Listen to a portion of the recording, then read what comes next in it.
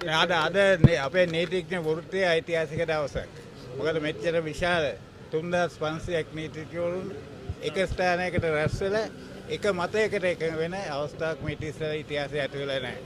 මම අවුරුදු 55ක් නීතිඥ වෘත්තයේ ඉඳලා තිනවා. මගේ අත්දැකීම කියන්න පුළුවන් මේක ඓතිහාසික අවස්ථාවක්. මොකද මෙතන තියෙන්නේ මේ අපි සටන් කරන්නේ පක්ෂයකට විරුද්ධව නැත්නම් ආණ්ඩුවකට විරුද්ධව නෙවෙයි. අපි සටන් කරන්නේ ඊට වැදගත් මූලධර්මයක් සඳහා. ඒ කියන්නේ අධිකරණයේ ස්වාධීනත්වය ආරක්ෂා කළ යුතුයි කියන එක. ඒ ස්වාධීන අධිකරණයක් තිබුණොත් පමණයි ශිෂ්ට සම්පන්න සමාජයක් ගොඩනගන්න පුළුවන්. ශිෂ්ට සම්පන්න සමාජයක ශිෂ්ට සම්පන්න පුරවැසියන් හැටියට ජීවත් වෙන්න තමයි අපිට ඕනේ. අපිට ඒක අපිට විතරක් පුද්ගලික නෙවෙයි අපි මත පරම්පරාවටත් ඒ අයිතිය ඉතුරු කරලා යන්න ඕනේ. ඒ වගේම අපේ වෘත්තියත් අපිට කරන්න බෑ. අධිකරණ ස්වාධීනයක් නැත්නම් කොහොමද අපි වෘත්තිය කරන්නේ? මොකද කලින් දන්නවනම් මොකද්ද නඩුව වෙන්න යන්නේ කියලා අපිට තර්ක කරන්න දෙයක් නැහැ නේ. ඒ නිසා අපි ඉල්ලන්නේ ස්වාධීන මේ සටන ස්වාධීන අධිකරණයක් සඳහා කරන්න ඕන සටනක්.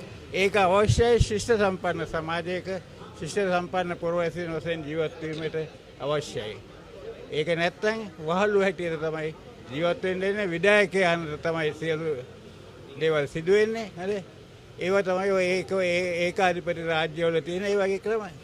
ඒකට අපිට යන්න අවශ්‍ය නැහැ. අපිට ප්‍රජාතන්ත්‍රවාදී ඉතිහාසයක් තියෙනවා. අපිට ස්වාධීන අධිකරණයක් අපි කටයුතු කරලා තියෙන අවුරුදු ගාන වසර ගාන නොයෙකුත් තර්ජන එල්ල වෙලා තියෙනවා. ඒ තර්ජන එල්ල වෙන සෑම අවස්ථාවකදීම නීතිඥ වෘත්තය ඒකට විරුද්ධව ඉඳලා තියෙනවා. Felix Dias Bandaranaike, J R. ජයවර්ධන,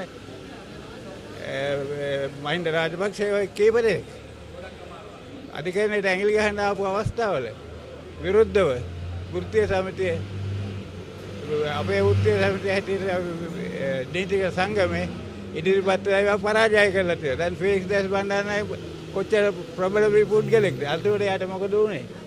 එයාගේ ආසනෙත් පැරදුනා. ඒ තරම් කරන්න මිනිහෙක් හොයන්න බැරුව හිටු වාසනේ. එයාට ඒ තරම් ජනප්‍රියයි. මේ වගේ වට ඇඟිලි ගහන්න කියත් ඒ ඉරම තමයි ඇති වෙන්නේ හැමෝටම. නායක ජාතිපාලනයේ නායකත්ව මණ්ඩලය තියෙනවා, මෙහෙයුම්කාරක සභාවක් තියෙනවා, විධායක සභාවක් තියෙනවා. නමුත් ඒ එක සභාවකින්වත් ඉල්ලලා නැහැ මේ ඉල්ලීම. එක සභාවකින්වත් සම්මත කරලා නැහැ මේ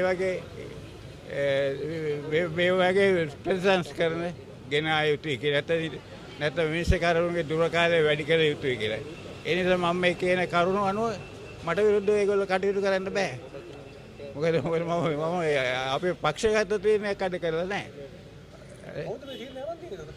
කවුරු හරි අරන් තියෙනවා. දැන් කියන්නේ කැබිනට් එක ඇත්තයි කියලානේ.